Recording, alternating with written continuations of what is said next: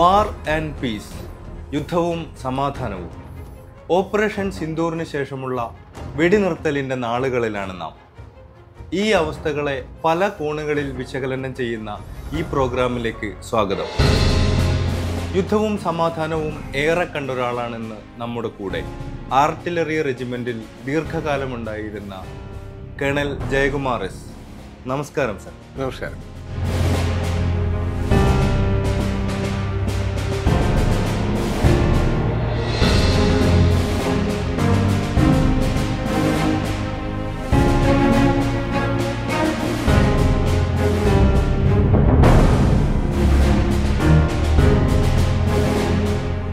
Operation സിന്ദൂറിൻ്റെ നേട്ടങ്ങളെക്കുറിച്ച് സാറിൻ്റെ ഒരു അഭിപ്രായം എന്താണ്? സിന്ദൂർ എന്നുള്ള പേര് തന്നെ ഒരു നേട്ടമല്ലേ?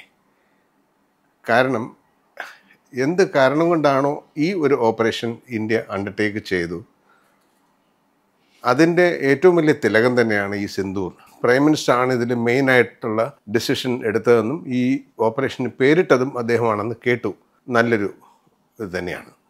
നമ്മുടെ പ്രീവിയസ് പാസ്റ്റിൽ നോക്കുകയാണെങ്കിൽ എടുത്തു പറയത്തക്ക രീതിയിലുള്ള ടെററിസ്റ്റ് ഓപ്പറേഷൻസ് അല്ലെങ്കിൽ ഇന്ത്യയിൽ അറ്റാക്കുകൾ നടന്നത് ഒന്ന് മുംബൈ. ഇത്രയും പേര് നശിപ്പിച്ച അല്ലെങ്കിൽ ജീവൻ ഹാനി ഉണ്ടാക്കിയ ഒരു ഇൻസിഡൻറ്റ് നടന്ന ശേഷം ആസ് എ നേഷൻ, ഒരു സ്ട്രോങ് നേഷനായി നമുക്കൊന്നും ചെയ്യാൻ പറ്റിയില്ല. ചെയ്തില്ല എന്നോ ചെയ്യാൻ പറ്റിയില്ലെന്നോ ഇതിന് പറയാം. ഡെമോക്രസിയുടെ അമ്പലം എന്ന് പറയുന്നതാണ് നമ്മുടെ പാർലമെൻറ്റ്. അതിലൊരു വളരെ ടെറിഫിക് ഒരു അറ്റാക്ക് ഉണ്ടായി പാർലമെൻറ്റിൽ. അതിനുശേഷവും നമ്മളൊന്നും ചെയ്തില്ല. വളരെ സ്ട്രോങ് മെസ്സേജസും നമ്മുടെ ഒബ്ജക്ഷൻസും ഒബ്സർവേഷൻസും ഇൻ്റർനാഷണൽ ഫോറത്തിലും ഒക്കെ ബഹളം ഉണ്ടാക്കിയിട്ടൊന്നുമില്ല. അവർ ചെയ്തു പോയി, നമുക്കൊന്നും ചെയ്യാൻ പറ്റിയില്ല. അതേപോലെ എടുത്തു നോക്കുകയാണെങ്കിൽ പിന്നീടുണ്ടായ ഒന്ന് രണ്ട് ഈവൻറ്റ്സ്, അത് ഉറിയിലുള്ളതായിരുന്നാലും ബാലക്കോട്ടിലുള്ളതായിരുന്നാലും, ഈ ഈവൻറ്റുകളെല്ലാം ഈവൻ മറ്റേ എയർഫോഴ്സ് സ്റ്റേഷൻ, ഇതെല്ലാത്തിനും ചുട്ട മറുപടി ഇമ്മീഡിയറ്റ്ലി തന്നെ ഇന്ത്യ തിരിച്ചു കൊടുത്തു. അത് വളരെ സ്ട്രോങ് ആയിട്ടും സ്റ്റേൺ ആയിട്ടും തന്നെ കൊടുത്തു. അന്ന് പട്ടാളം അല്ലെങ്കിൽ Indian armed forces border cross ചെയ്ത് അപ്പുറം പോയിട്ടല്ല, പക്ഷേ 10, 30, 40, 50 കിലോമീറ്റർ ഉള്ളിൽ ഇവരുടെ ലോഞ്ചിങ് പാഡ്സിലും മറ്റുമൊക്കെ പോയി അവരെ നശിപ്പിച്ച ശേഷം തിരിച്ചു വന്നു. എയർ ഓപ്പറേഷൻ ആയിരുന്നു. അതിൽ കൂടുതൽ എയർ വാരിയേഴ്സും പിന്നെ നമ്മുടെ കമാൻഡോ ഫോഴ്സസുമാണ് കൂടുതൽ സ്പെഷ്യൽ ഫോഴ്സസ്, അവരെയാണ് യൂട്ടിലൈസ് ചെയ്തത്. ഇപ്പോൾ ഈ ഒരു പ്രശ്നം ഉണ്ടായതിന് ശേഷം ഇന്ത്യ സാവകാശത്തിൽ സമയമെടുത്തു, പഠിച്ചു, മനസ്സിലാക്കി, വളരെയധികം നല്ല രീതിയിൽ പ്ലാൻ ചെയ്തു. എന്നിട്ട് സ്വിഫ്റ്റ് ആയിട്ട് വളരെ ക്വിക്കായിട്ട് അവർ പ്രതീക്ഷിച്ചിരിക്കാത്ത സമയത്ത് പ്രതീക്ഷിച്ചിരിക്കാത്ത സ്ഥലങ്ങളിൽ അത് പ്രതീക്ഷിച്ചിരിക്കാത്തത്ര ശക്തിയോടുകൂടി തിരിച്ചടിച്ചു. ഈ ബഹാവൽപൂരിലുള്ള പോലത്തെ ഓരോരോ പർട്ടിക്കുലർ ടെററിസ്റ്റ് ഓർഗനൈസേഷൻ്റെ ഹെഡ് ക്വാർട്ടേഴ്സ് പോലും ഉണ്ടായിരുന്നു. അപ്പോൾ ഇതിൽ 26 എണ്ണത്തിൽ നമുക്ക് വ്യക്തമായി അറിവുണ്ടായിരുന്ന എല്ലാ ലോഞ്ചിങ് പാഡുകളും 5 എണ്ണം നമ്മുടെ LOCക്ക് അപ്പുറവും, 4 എണ്ണം താഴെ പഞ്ചാബിൻ്റെ സൈഡിലും, നമ്മുടെ പഞ്ചാബിൻ്റെ ഓപ്പോസിറ്റ് പാകിസ്ഥാൻ പഞ്ചാബിലും കയറി നമ്മൾ നന്നേ ഒരു 25 മിനിറ്റ് കൊണ്ട് ഒരു സ്വിഫ്റ്റ് ഓപ്പറേഷനിലൂടെ നശിപ്പിച്ചു നാരണക്കിലെടുത്ത് തിരിച്ചു വന്നു. അത് ഒരു ഐ ഓപ്പണറായിരുന്നു പാകിസ്ഥാനെന്ന് മാത്രമല്ല ലോകത്തിന് മൊത്തം. അപ്പോൾ ഇന്ത്യയുടെ ഒരു changing phase about the security of the country and countrymen, രാജ്യത്തിൻ്റെ ഉള്ളിൽ കയറി കളിച്ചാൽ ഞങ്ങൾ വേണ്ട രീതിയിൽ തിരിച്ച് തരും, അടിക്കും എന്നുള്ളൊരു സന്ദേശം കൂടി അതിൽ കൂടി ഈ ഓപ്പറേഷൻ കൂടി കൊടുത്തു. മുമ്പ് ലോകം മൊത്തം കണ്ടിട്ടുള്ള ഇന്ത്യ അല്ല ഇത് ഒരു കുറച്ചുകൂടി ശക്തിയാർജിച്ച തൻ്റെ ഇടത്തോടുകൂടി നേരിടാൻ മുന്നിൽ വന്ന് നിൽക്കുന്ന ഒരു ഇന്ത്യ നാട്ടുകാർ കണ്ടു. ഓപ്പറേഷൻ സിന്ദൂർ ഇത് അവസാനിച്ചു എന്ന് കരുതുന്നുണ്ടോ, അതോ ഇനിയും ഇതിൻ്റെ ഒരു ആഫ്റ്റർ ഷോക്സ് ഉണ്ടാവുമോ? കഴിഞ്ഞു എന്ന് ഞാനും വിശ്വസിക്കുന്നില്ല. അത് പറഞ്ഞുവല്ലോ, അത് നമ്മുടെ ആംഡ് ഫോഴ്സസിൻ്റെ 3 DGMOമാരും ഓപ്പറേഷൻസിൻ്റെ ബ്രീഫിംഗ് നടത്തുന്ന സമയത്തും അവരത് പറഞ്ഞിരുന്നു. നമ്മുടെ പ്രൈം മിനിസ്റ്ററുടെയും നമ്മുടെ നാഷണൽ ലീഡർഷിപ്പിൽ നിന്ന് നമ്മൾ മനസ്സിലാക്കുന്നത് ഇതൊരു തൽക്കാലം ഒരു പോസാണ്. തൽക്കാലം നിങ്ങൾ നേരെ വരുന്നത് വരെ ഞങ്ങൾ നിർത്തിവെച്ചിരിക്കുന്നു. പക്ഷേ നാളെ വീണ്ടും ഇതേപോലെ ഒരു അറ്റാക്കോ ഒരു അസോൾട്ടോ ടെററിസ്റ്റ് ഓപ്പറേഷൻസോ അക്രോസ് ദി ബോർഡർ ഉണ്ടായാൽ ഇത് വീണ്ടും കണ്ടിന്യൂ ചെയ്യും. അതിൻ്റെ അർത്ഥം നമ്മൾ ഈ ചെയ്തത് കൊണ്ട് ഈ ഓപ്പറേഷൻ ഞങ്ങൾ നിർത്തിയില്ല, ഓപ്പറേഷൻ സിന്ദൂർ എന്നുള്ളൊരു മെസ്സേജ് തന്നെയാണ് കൊടുത്തത്. ഓപ്പറേഷൻ സിന്ദൂർ ലോകത്തിന് നൽകിയ ഏറ്റവും പ്രധാനപ്പെട്ട ഒരു മെസ്സേജ് എന്താണെന്ന് സാർ കരുതുന്നത്? ഒരു രാജ്യത്തിൻ്റെ റിസോൾവ്, അത് രാജ്യത്തിനെയും രാജ്യത്തിലെ പൗരന്മാരെയും കാത്തു സൂക്ഷിക്കുന്നത്, അതായത് രക്ഷിക്കുന്നതിനും ലുക്ക് ചെയ്യുന്നതിനും രാജ്യത്തിൻ്റെ അസറ്റ്സിനെയും എല്ലാത്തിനെയും കാത്തു സൂക്ഷിക്കാൻ തൻ്റെ ഇടമുള്ള ഒരു ഗവൺമെൻറ്റും ഒരു രാജ്യരക്ഷ നോക്കുന്ന ഒരു സൈന്യവും ഇന്ത്യക്കുണ്ട്. ന്യൂക്ലിയർ പവർ അല്ലെങ്കിൽ ന്യൂക്ലിയർ വെപ്പൺസ് അല്ലെങ്കിൽ മറ്റെല്ലാ ഫൈറ്റിംഗ് മെഷീൻസും നമുക്കുണ്ടായിരുന്നാലും ഒരു രാഷ്ട്രം എന്നുള്ള നിലയ്ക്ക് ചില ഉത്തരവാദിത്വങ്ങളും ലോകത്തോടുള്ള ഉത്തരവാദിത്വങ്ങളും ചില റെസ്ട്രിക്ഷൻസും നമ്മുടെ പുറത്തുണ്ട്. അതൊക്കെ കൊണ്ടായിരുന്നു കാരണം മുമ്പ് ഇതേമാതിരിയുള്ള കനത്ത തിരിച്ചടി കൊടുക്കാൻ ഇന്ത്യക്ക് കഴിയാതിരുന്നത്. നമ്മൾ ഡിപ്പെൻഡ് ചെയ്യുന്ന ലോകത്തുള്ള കൺട്രികളിൽ ഒന്ന് ഏറ്റവും അധികം മിലിറ്ററിലി ഓൾസോ അത് സോവിയറ്റ് യൂണിയൻ തന്നെയാണ്. 1971 ഓപ്പറേഷൻ്റെ സമയത്ത് പോലും അമേരിക്കയുടെ 7th ഫ്ലീറ്റ് നമ്മുടെ വാട്ടറിൽ എത്തിയിട്ടും അവരെ പിടിച്ചു നിർത്താൻ വേണ്ടി ഓടിയെത്തിയത് റഷ്യൻ ഫ്ലീറ്റ്സ് തന്നെയായിരുന്നു, നേവി തന്നെയായിരുന്നു. ഇന്നും അതങ്ങനെ തന്നെയാണ്.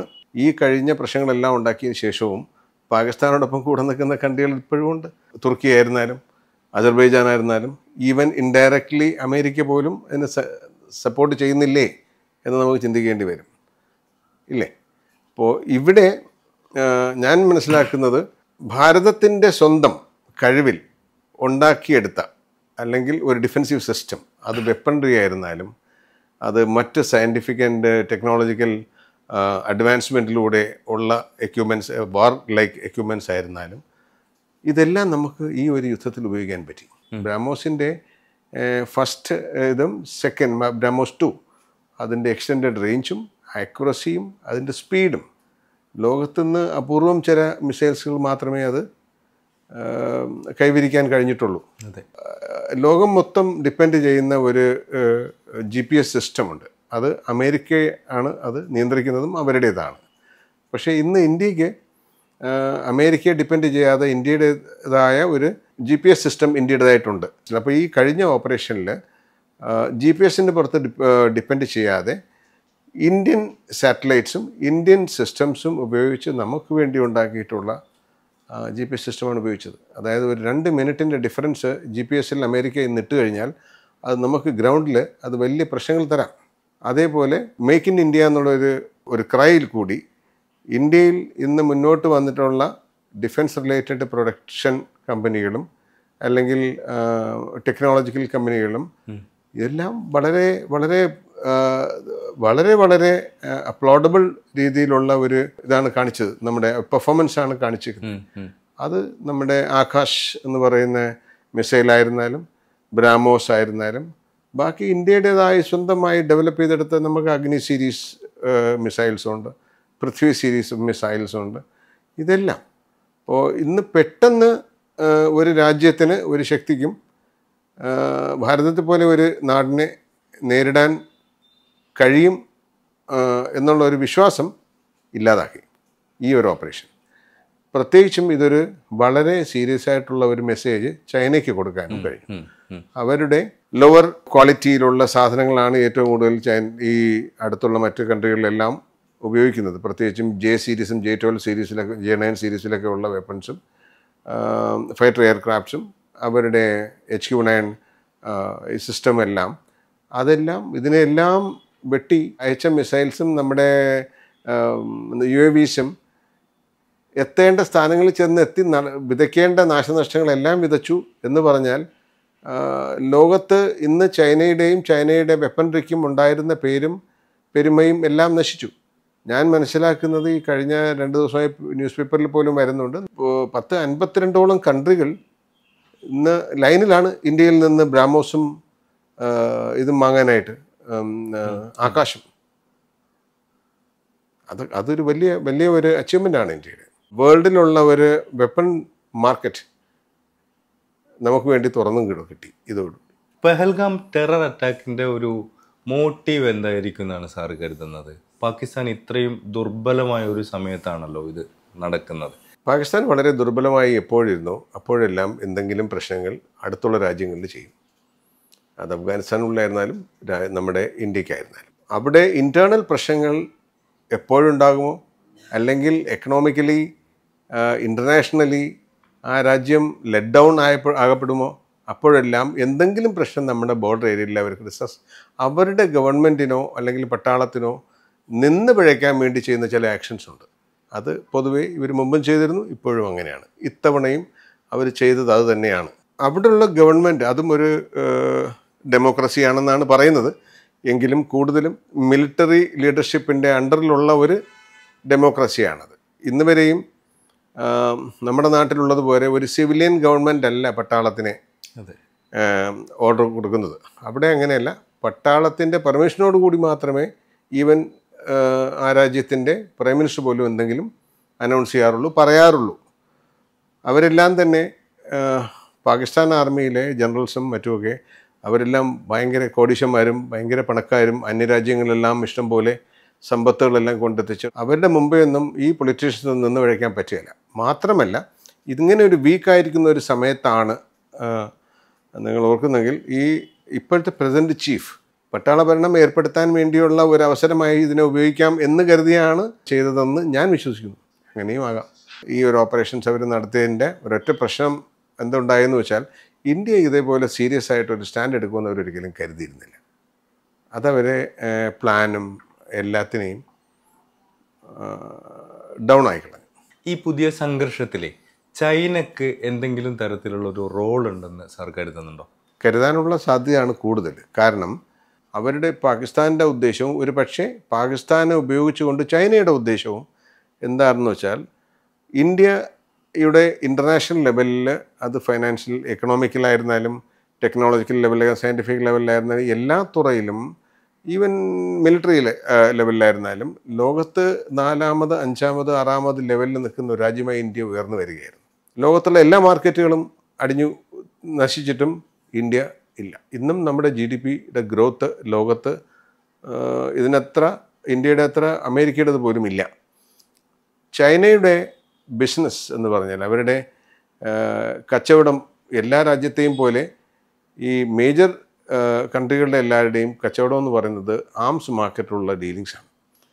പാകിസ്ഥാൻ മാതിരിയുള്ള കൺട്രികളെല്ലാം തന്നെ ലോവർ റേറ്റിൽ കുറഞ്ഞ പൈസയിൽ ഇഷ്ടം പോലെ 5th ജനറേഷൻ എന്നും 6th ജനറേഷൻ എന്നൊക്കെ പേരിട്ട് J സീരീസിലുള്ള വെപ്പൺസും എല്ലാം വാങ്ങി കൂട്ടുന്നുണ്ടായിരുന്നു. പക്ഷേ മറുവശത്ത് ഇന്ത്യയുടെ ഡെവലപ്മെൻറ്റ്സ് വളരെ സീരിയസ് ആയിട്ട് ഇതേ ചൈനയും അമേരിക്കയും എല്ലാവരും ഒബ്സർവ് ചെയ്യുന്നുണ്ട്.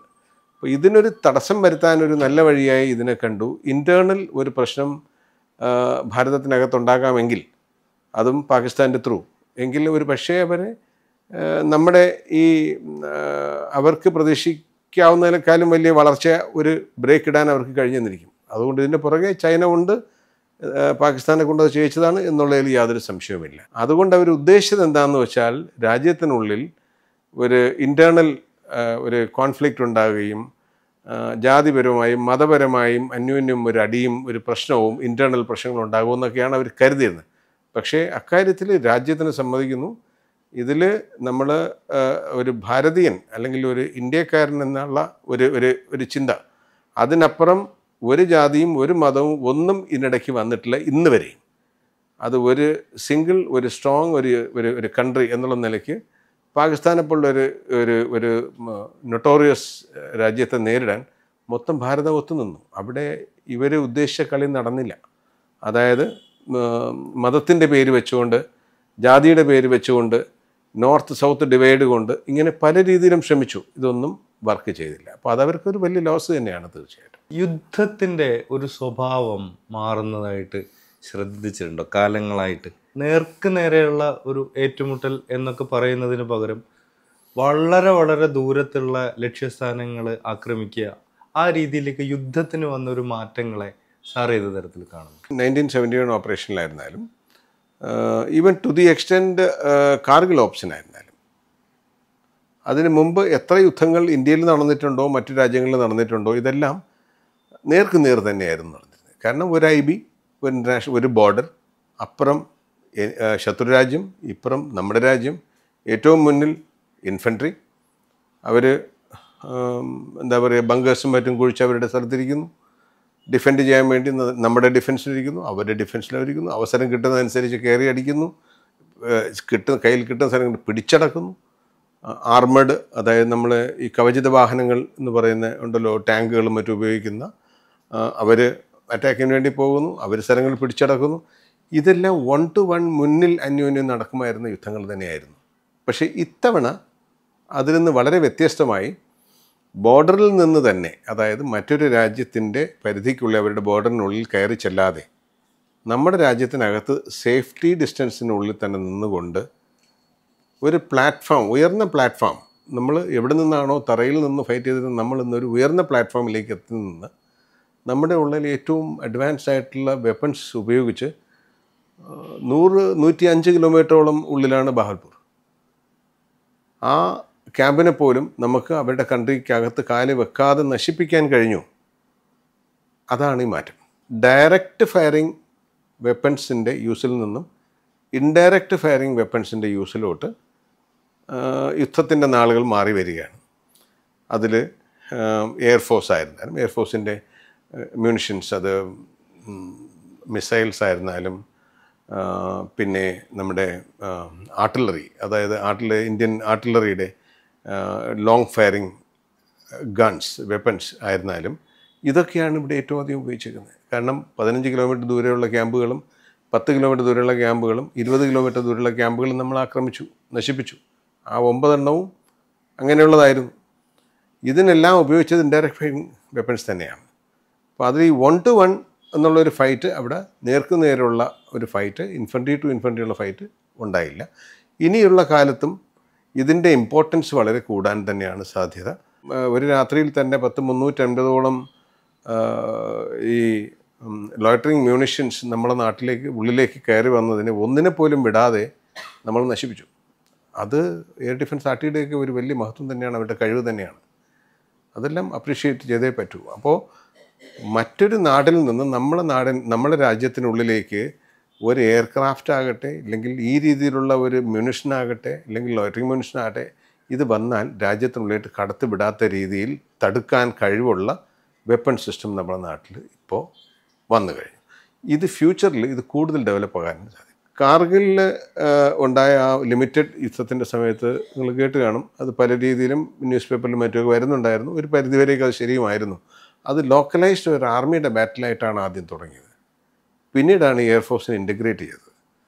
കാരണം ഈ ഇത്രയും വലിയ കീഴ്ക്കാൻ തൂക്കായി 80 ഡിഗ്രിയോളം കീഴ്ക്കാൻ തൂക്കായി കിടക്കുന്ന കുന്നിൻ മുകളിൽ ഇരിക്കുന്ന എനിമിയെ നശിപ്പിക്കണമെങ്കിൽ ഡയറക്റ്റ് പോയി 1 to 1 ഫൈറ്റ് ചെയ്യാനുള്ള ഒരു സൗകര്യം അവിടെ ഇല്ല ഇൻഫൻട്രിക്ക്. അവിടെ എത്താൻ പറ്റും, ഇൻഫൻട്രിക്ക് എത്താൻ പറ്റും. പക്ഷേ അവിടെ ഇൻഡയറക്റ്റ് ഫയറിംഗ് വെപ്പൺസാണ് ഏറ്റവും കൂടുതൽ നമുക്ക് ഉപയോഗപ്പെട്ടത്. അത് ഈ പറയുന്ന പണ്ടൊരു കാലത്ത് പ്രശ്നങ്ങൾ ഒരുപാട് നമ്മൾ പറഞ്ഞു പരത്തിയിരുന്ന ബോഫേഴ്സ് എന്നുള്ള ഗണ്ണും പിന്നീട് എയർഫോഴ്സും. അപ്പോൾ ഈ ഒരു രീതി ഇനി കുറേ കൂടി ഇനിയുള്ള ഭാവിയിൽ ഇത് കൂടാനേ സാധ്യതയുള്ളൂ. കാരണം മറ്റൊരു രാജ്യത്തിനകത്ത് കയറി ചെന്ന് അവരെ കാൽനടയായിട്ട് ചെന്ന്, അല്ലെങ്കിൽ നമ്മുടെ കാലാൾപ്പടകളിൽ ചെന്ന് നേരിട്ടുള്ള ഒരു യുദ്ധത്തിൽ പിടിച്ചെടുക്കുകയല്ല, ഇത് ഇൻഡയറക്റ്റ് ഉള്ള വാറിൽ കൂടെ തന്നെ ആയിരിക്കും. അപ്പോൾ നമ്മുടെ സുപ്പീരിയോറിറ്റി ഇനി ഇതിലായിരിക്കും കൂടുതൽ. ഇനി നമ്മുടെ എന്നല്ല, മറ്റുള്ള ലോകത്തിനൊരു എക്സാമ്പിൾ കൂടിയായിരുന്നു ചെറിയൊരു ലിമിറ്റഡ് ഓപ്പറേഷൻ. യുദ്ധത്തിന് വേണ്ടി ഈ സോഷ്യൽ മീഡിയയിലൊക്കെ നടന്നൊരു മുറവിളികൾ സാറ് ശ്രദ്ധിച്ചിട്ടുണ്ടാവുമല്ലോ, അതിനെ സാർ ഏത് രീതിയിലാണ് കാണുന്നത്? നമ്മൾ ഇന്ത്യക്കാരുടെ ഒരു ഇതെന്ന് പറഞ്ഞാൽ, ഞാനും ചില കാര്യങ്ങളൊക്കെ വായിക്കാറുണ്ട് സോഷ്യൽ മീഡിയയിലും പ്ലസ് ന്യൂസ് പേപ്പറിലും അവിടെ ഇവിടെ മറ്റു മാഗസീൻസിലും ഒക്കെ.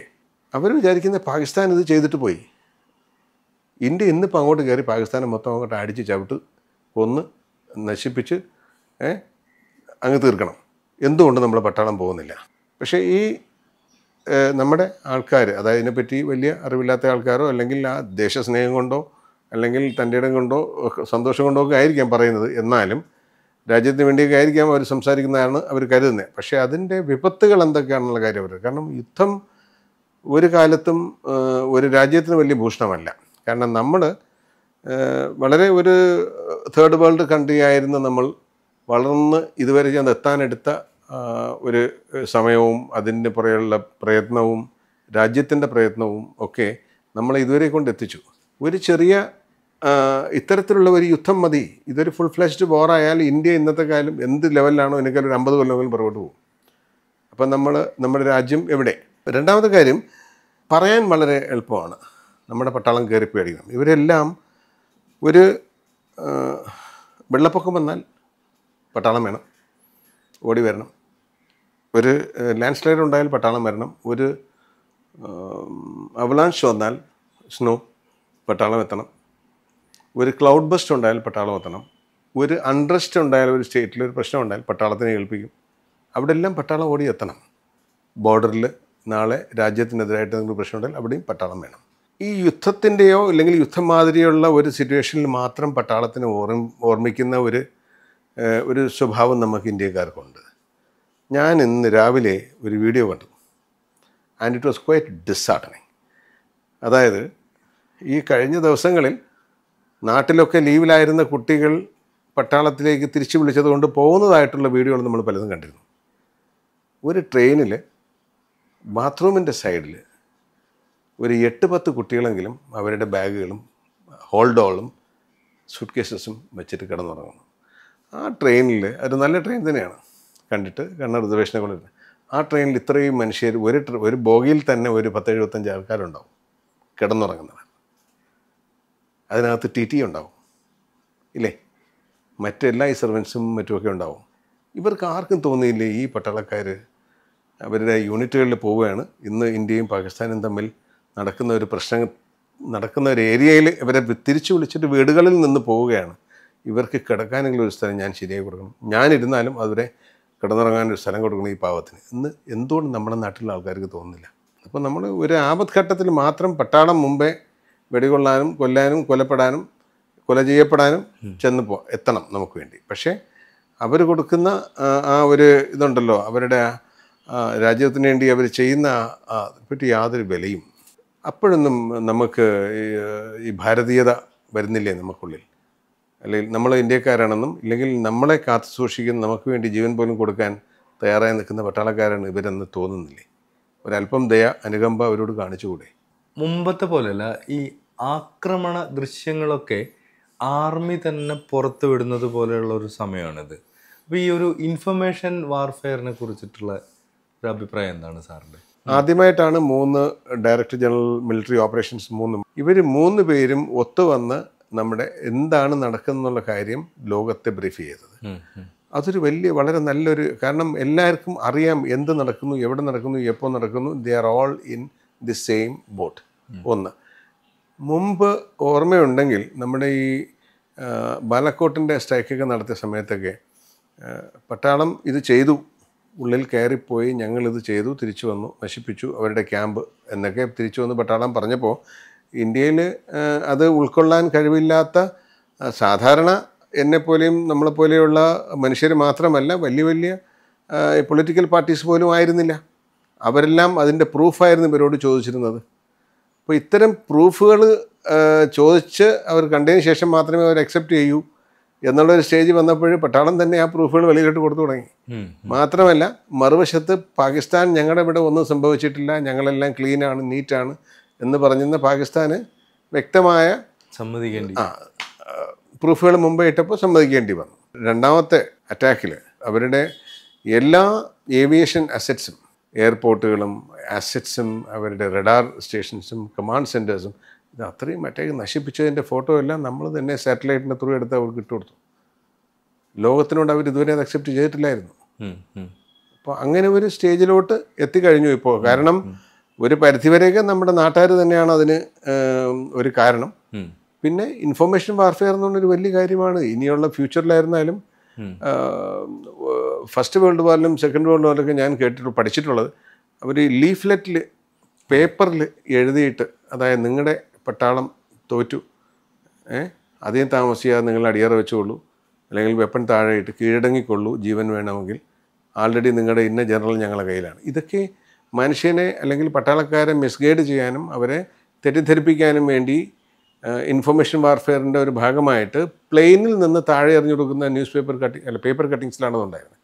ഇന്ന് അതിന് പകരം നമ്മൾ ഡിജിറ്റലി ചെയ്യുന്നു എന്നേ ഉള്ളൂ. വളരെ ഇൻഡെപ്ത് ആയിട്ടുള്ള ഒരു ഒബ്സർവേഷനും അനാലിസിസും ആയിരുന്നു സാറിൻ്റെത്. വളരെ നന്ദിയുണ്ട് സാർ. Thank you.